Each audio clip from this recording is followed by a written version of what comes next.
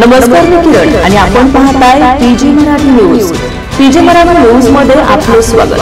पाहूया बातमी सविस्तरपणे। गोदावरी खोरे हे सर्वात मोठे खोरे असून तुटीचे खोरे आहे। समुद्रात वाहून जाणारे पाणी वळवून या खोऱ्यात आणण्यासाठी माझ्या वडिलांनी प्रयत्न केले। त्यांचे स्वप्न पूर्ण करण्याची जबाबदारी माझ्यावर आहे।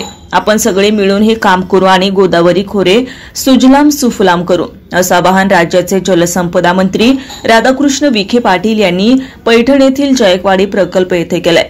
जायकवाडी धरणामध्ये पाण्याची पातळी वाढल्यामुळे नदीपात्रात पाणी सोडण्यात आलं। जलसंपदा मंत्री राधाकृष्ण विखे पाटील यांच्या हस्ते जलपूजन करून विसर्ग सुरू करण्यात आला। नाथसागर जलाशय येथे या कार्यक्रमाचं आयोजन करण्यात आलं।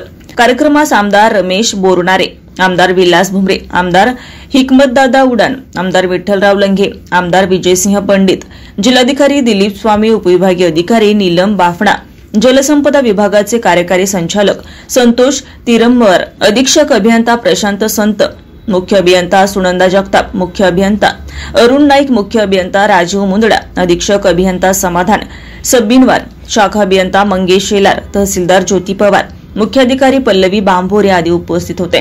उपस्थितांशी संवाद साधताना श्री विखे पाटील म्हणाले की स्वर्गीय शंकरराव चव्हाण यांच्या दूरदृष्टीतून जायकवाडी प्रकल्प साकारला। यंदा निसर्गाची कृपा झाली आणि याच महिन्यामध्ये पाणी भरलं।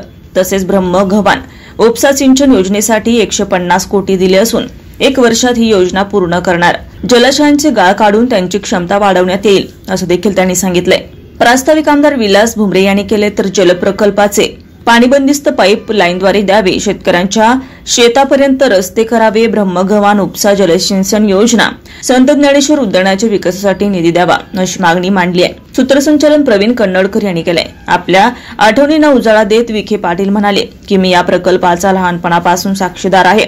येथून जवळ असलेले शिर्डी हे माझ्या बहिणीचं गाव। तो पाण्यासाठीचा संघर्षाचा काळ होता। मी लहान होतो, बहिणीकडे इथं पैठणला मी येत असे। आमच्या आजोबांचा अमृत महोत्सवी सत्कार याच धरणावर स्वर्गीय इंदिराजी गांधी यांच्या हस्ते झाला। मी कृषी विद्यालयात शिकत असताना सायकल आणि धुळ्याहून इथं संत ज्ञानेश्वर उद्यान येथे आलो होतो, अशी आठवण श्री विखे पाटील यांनी सांगितली। धरणातून होत असलेल्या पाणी विसर्गामुळे नदीच्या काठावरील गावांमध्ये नागरिकांनी, शेतकऱ्यांनी सतर्क राहावं, असं आवाहन प्रशासनाने केलंय। पीजी मराठी न्यूज प्रतिनिधी पैठण।